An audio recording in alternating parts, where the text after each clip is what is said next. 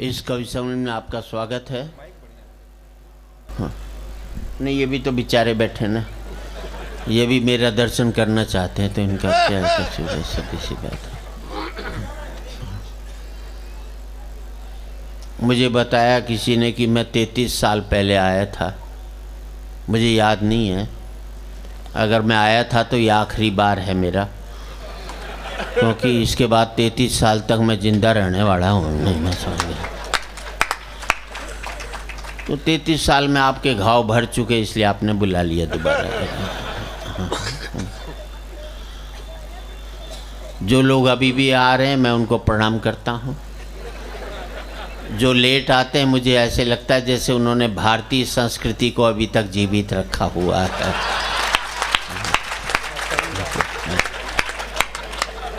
क्योंकि टाइम पर आने से भारतीय संस्कृति नष्ट होती है। और जो लेट आते हैं वो दूरदर्शी भी हैं। वो जानते हैं वर्ल्ड ट्रेड सेंटर के हमले में वही बचे थे जो लेट गए थे। जो टाइम पर चले गए थे वो सब काम आ गए थे।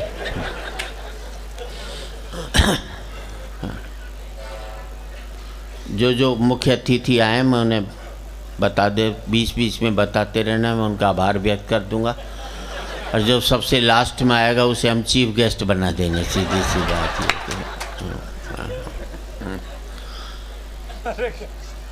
ये यहीं पर ही है।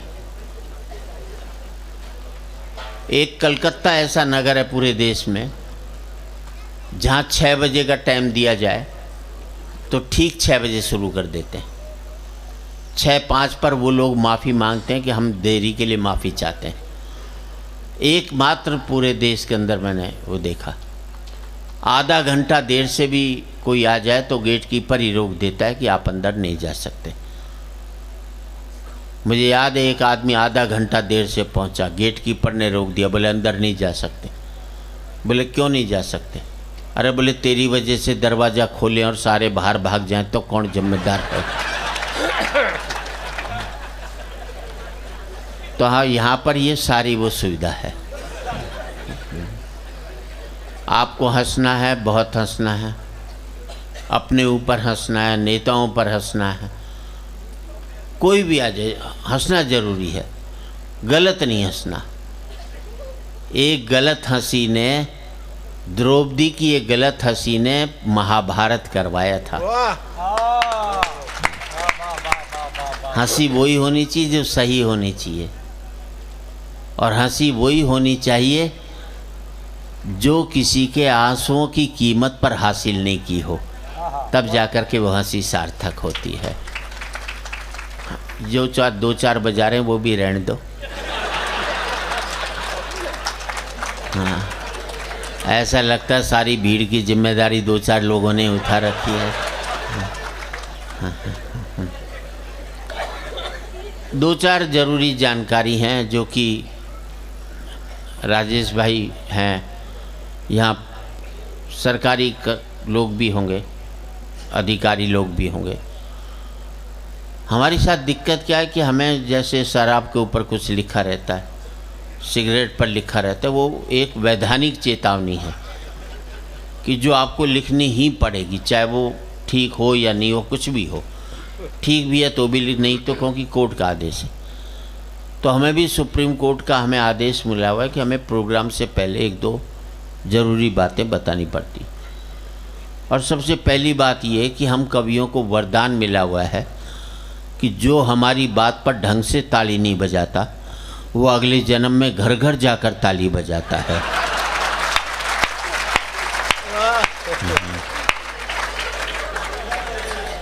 तो इसलिए हम पहले से ही बता देते हैं कि हमारा कहा नहीं है, सुप्रीम कोर्ट ने कहा है कि आपको ये बोलना पड़ेगा।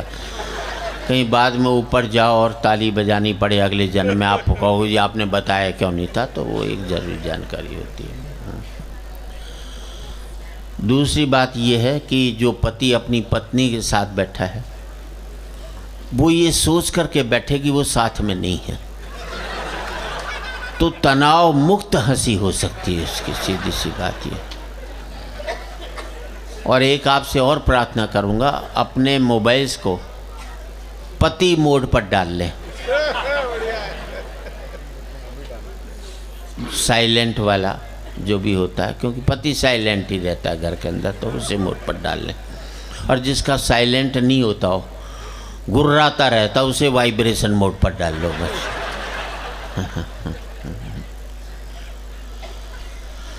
इतनी संख्या में बच्चे बैठे हैं, उनको भी मैं प्रणाम करता हूँ।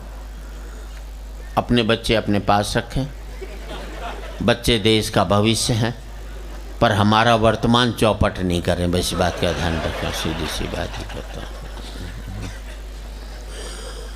कार्यक्रम कब तक चला ये महत्वपूर्ण नहीं है, कार्यक्रम कैसा चला ये महत्वपूर्ण है। बेवजह की 90 साल की जिंदगी जीने से बेहतर है सार्थक 40 साल की विवेकानंद की जिंदगी को जी लिया जाएगा। उस पर हमारा है चेतन, जो भी है, जो लोग हमें लेकर आए थे वो गायब हो गए यहाँ से। हाँ, संजय निकल गया ना, है? हाँ, मुझे मालूम है, चुप के बैठा है। हाँ, अच्छा अच्छा, हाँ, बीच में बैठ गया ताकि किसी को बाद में मुंह दिखाने लायक नहीं रहे। जो भी आदमी गलत काम करता ना, पब्लिकली नहीं कर सकता, सीधी सी बात है। अपने आप चुपचाप बैठा है। जो भी कुछ गलत हो आप उससे निपटें, और जिस मन से आपने किया है, ये आपका आखिरी कार्यक्रम बताया कि लोग हंसते हुए अपने घर जाएं। जिंदगी में कभी भी एक बात याद रखना, लीडर चुनाव हारता है, वर्कर कभी भी चुनाव नहीं हारता। बड़े बड़े लीडर चुनाव हार जाएंगे, लेकिन जो वर्कर रहता है वो कभी चुनाव नहीं हारता। हाँ, वर्कर खड़ा ही नहीं होता, वो कह रहे खड़ा ही नहीं होता।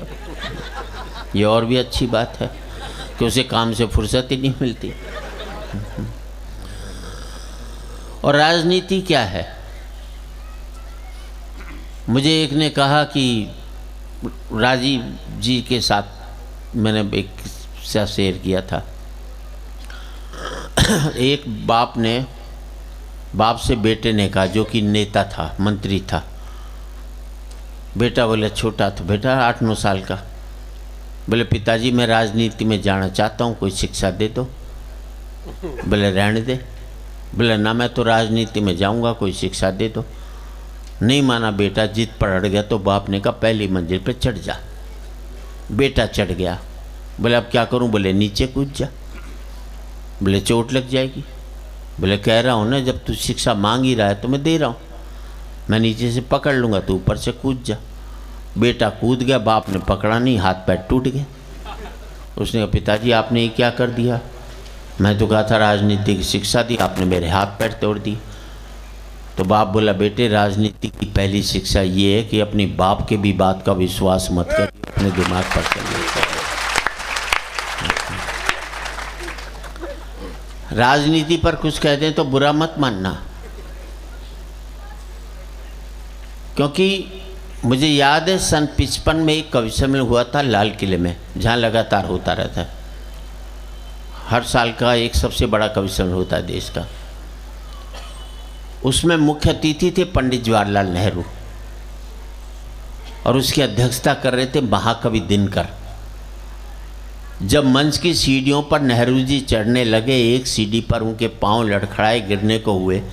पीछे दिनकर जी थे, उन्होंने संभाल लिया। तो नेहरू जी ने दिनकर जी से कहा, दिनकर जी आपका बहुत बहुत धन्यवाद, मैं थोड़ा लड़खड़ा गया था, आपने संभाल लिया। तो दोस्तों, दिनकर जी ने जवाब दिया, नेहरू जी इसमें धन्यवाद देने की कोई खास बात नहीं है। जब जब भी इस देश की राजनीति लड़खड़ाएगी तो साहित्य उसे संभालता रहेगा, परवाह मत करना। अगर कोई बात हम ऐसी कह दें तो ये मत समझ लेना हम आपको घायल करने की दृष्टि से कह रहे हैं, हम आपको सजग करने की दृष्टि से कह रहे हैं। और ये सजगता हर समय चलती रहनी चाहिए। ये 2-4 कूलर चला रखे हैं आपने कुछ विशेष लोगों के लिए, मतलब कवियों को तो कुछ नहीं, हद है। मतलब इस तरह से भी अपमान होता है कवियों का, ऐसी बात हो रही, ये इनडायरेक्ट अपमान है। जैसे हम कविता पढ़ें, सामने वाले की फोटो खींच लो, हो गया कहाँ? अब ये कर रहे हैं ना, ये इनडायरेक्ट अपन ये भी क्या करे, जहाँ से पेमेंट मिलनी है वहीं सीखी खींचेगा, हमारी काय को खींचे। इसका इकोनॉमिक्स है इसमें। चला गया कोई वैसी बात। अच्छा, इन फोटोग्राफरों की एक ही देखो, जितनी भी फोटो खींचेंगे वरमाला की सारी फोटो ये बिगाड़ते हैं। वरमाला में लड़का लड़की के गले में हाथ डालता है, होना चाहिए एक दूसरे को देख कर डाले। ये कहते हैं नहीं मेरी तरफ देख। हाँ, अब यूं डालेंगे, वो फोटोग्राफर खड़ा है, लड़का लड़की की तरफ नहीं देखता, उसे फोटोग्राफर की तरफ। जैसे यहाँ भी हमने बुके दिया तो उसने मुझे थोड़ी देखा,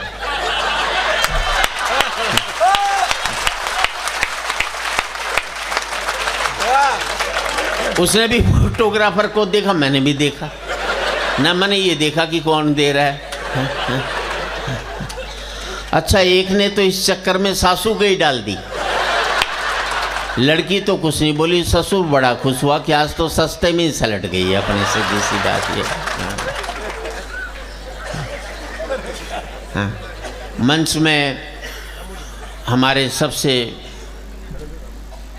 दिनेश बावरा जो कि लाफ्टर चैनल में फाइनलिस्ट तक पहुँचे, आज हमारे बीच उपस्थित हैं। बहुत अच्छे कवि हैं, बहुत ये हैं मंच पर सबसे ज़्यादा उम्र का कवि। हंसने की बात नहीं, मैं बची हुई उम्र की बात करता हूँ, खर्ची हुई उम्र की बात नहीं करता। संपत्ति वो नहीं होती जो आपने खर्च कर ली, संपत्ति वो होती है जो आपकी बची हुई है। बची हुई उम्र की संपत्ति इसके पास सबसे ज़्यादा है।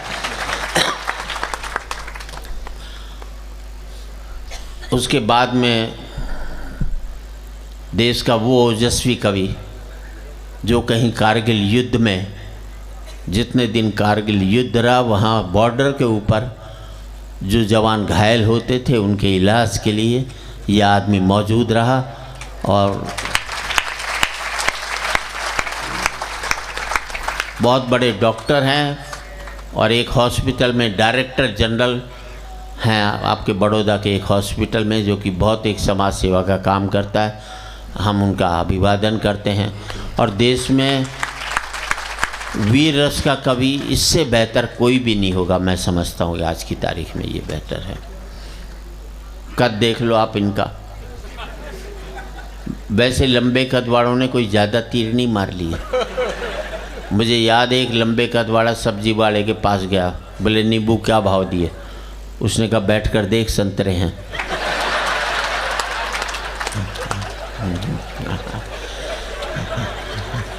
हाँ, थोड़ी देर बाद में समझ में आ जाएगी, तब हंस लेना कोई आकर थोड़ी है।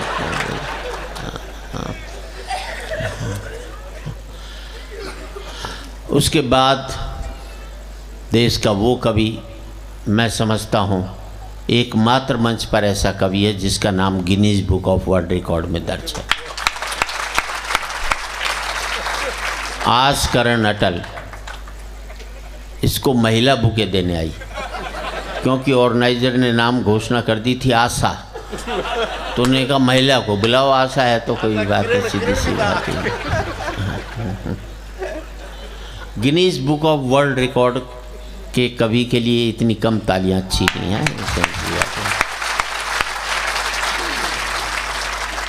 Guinness book of world record में ये इसलिए आए कि इन्होंने एक फिल्म बनाई थी, वो संसार की एकमात्र फिल्म ऐसी थी जो इसी ने बनाई और इसी ने देखी, और इसने भी पूरी नहीं देखी, और ये पूरी देख लेता तो आज इसे हम यहाँ पर नहीं देख पाते। वैसे आपकी जानकारी के लिए बता दूँ, राजश्री प्रोडक्शन की विवाह के डायलॉग भी इन्होंने लिखे, और आने वाली फिल्म प्रेम रतन धन पायो जिसमें सलमान खान द्वारा अभिनीत है, उसके भी डायलॉग आज करण अटल वहाँ पर लिख रहे हैं। उसके बगल में डॉक्टर सीता सागर जो कि लखनऊ थी, लखनऊ से अभी गाज़ियाबाद में, और पहले कुछ डायरेक्टर रही वो Gulzari Lal Nanda institute of Philips, क्या बोलते हैं उस अंग्रेजी में, कुछ भी होगा, मतलब अंग्रेजी में थी वो इंस्टीट्यूट, फिलॉसफी, हाँ फिलॉसफी या फिलिप्स मुझे समझ में नहीं आता क्या है ये। उसकी डायरेक्टर रही, संस्कृत पढ़ाती हैं, एमए स्टूडेंट्स को, डॉक्टरेट हैं संस्कृत में, 2.5 लाख का रिसर्च अवार्ड संस्कृत के लिए डॉक्टर सीता सागर को मिला है। और इन्होंने एक कविता शहीदों पर लिखी थी, जब वाजपेयी जी प्रधानमंत्री थे वहाँ उन्होंने पढ़ी थी, और उसके बाद वाजपेयी जी को समापन करना था, लेकिन उस कविता के बाद वाजपेयी जी ने कहा इसके बाद कोई कविता नहीं होगी, और इनका विशेष रूप से वहाँ सम्मान किया था डॉक्टर सीता सागर। अब मैं बचाऊँ तो मैं हूँ ही बस, उसमें क्या दिक्कत है। 45 साल से कवि सम्मेलनों के मंच पर हूँ, और 45 साल से कवि सम्मेलनों में 45 साल शादी को हो गए। जब मैंने कहा कि मेरी ज़िंदगी में दुख आ रहा है तो पब्लिक की ज़िंदगी में सुख कैसे आने दूँ, मैं उनको भी सुना सुना कर परेशान कर, जो आपका सोने का समय था वो अब मैं कर रहा हूँ। इतनी संख्या में महिलाएं बैठी, मैं उनको नमन करता हूँ। पुरुष बैठे, हाँ हाँ, मोबाइल पर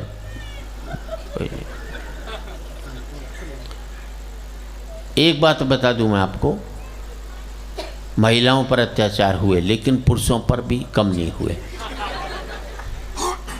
हम बेचारे बोल नहीं पाते, ये बोल पाती, हम नहीं बोल पाते, बस सीधी सी बात है। पति कह लो, बेचारा कह लो, ये पर्यायवाची शब्द हैं। जितने भी युद्ध हुए हमारे यहाँ बड़े, सब महिलाओं की वजह से हुए, मरे आदमी। अब महाभारत द्रौपदी जी की वजह से हुआ, मरे आदमी। एक लुगाई के खरोच नहीं आई उसमें। रामायण देख लो, सीता जी की वजह से हुआ, मरे आदमी। मुझे एक युद्ध बता दो जो आदमियों की वजह से हुआ और एक भी लुगाई लड़ने गई हो आज तक। लुगाई लड़ा सकती है, लड़ नहीं सकती कभी भी जिंदगी में, सीधी सी बात है। और यहाँ पर भी देख लो ना आप, इतनी महिलाएं हैं, एक की साड़ी दूसरे से मैच नहीं करेगी, एक का सूट दूसरे से मैच नहीं करेगा, और पति 3.5 डिजाइन नहीं हमारे पास। वो काला पहन ले, सफ़ेद पहन ले, और कुछ है ही नहीं हमारे पास बचा। और ताली तो इस बात पर चीज़, जबकि हकीकत ये कमाई हमारी, तब हमारी ये हालत है पतियों की। इन लुगाइयों की कमाई हो रही होती, हम पति लोग तो कच्चे बनियान में ही घूम रहे होते, इससे ज़्यादा नहीं मिलता होगा।